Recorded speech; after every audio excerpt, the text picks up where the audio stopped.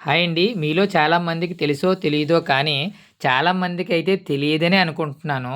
ఏమిటంటే చేనేత కార్మికుల పెళ్ళిళ్ళు పెళ్లి పీటల మీద కాకుండా పెళ్లి పీటలకు బదులుగా దోని మీద చేస్తారన్న సంగతి ఎవరికైనా చాలామందికైతే తెలీదు.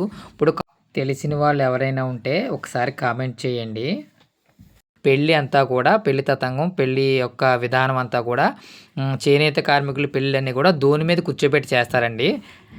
అసలు ఈ ధోని అంటే ఏమిటి? ఈ ధోని మగ్గం కాడ ఎందుకుంటుంది ఏంటంటే, ఇప్పుడు మగ్గం నేస్తాం కదా! మగ్గం నేసేటప్పుడు మీకు నెక్స్ట్ వీడియో క్లియర్ కట్‌గా ధోని ఎలా ఉంటుంది ఏంటనేది కూడా క్లియర్‌గా చూపిస్తానండి.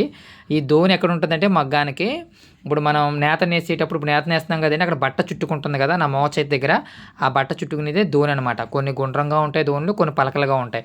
పలకలుగా ఉన్న ధోనిని అయితే తీసుకొచ్చి పెళ్లి కూతురికి, పెళ్లి కొడుక్కి పెళ్లి పీటల మీద కూర్చోబెట్టి దాని మీదే పెళ్లి కార్యక్రమం అంతా చేస్తారండి. అలాగే కాళ్ళు గొలువు తీసేటప్పుడు కూడా ఈ దీన్నే ఈ ధోనిని ఉపయోగిస్తారనమాట. చేనేత కార్మికులకైతే చాలా చాలా సంప్రదాయాలు ఉన్నాయి. పెళ్లి విషయానికి చేనేతకు సంబంధించిన సంప్రదాయాలు అయితే ఉన్నాయి. జంజు వేయడం అయితే అవ్వచ్చు, ఆ దారాలని వడకడం అవ్వచ్చు, చాలా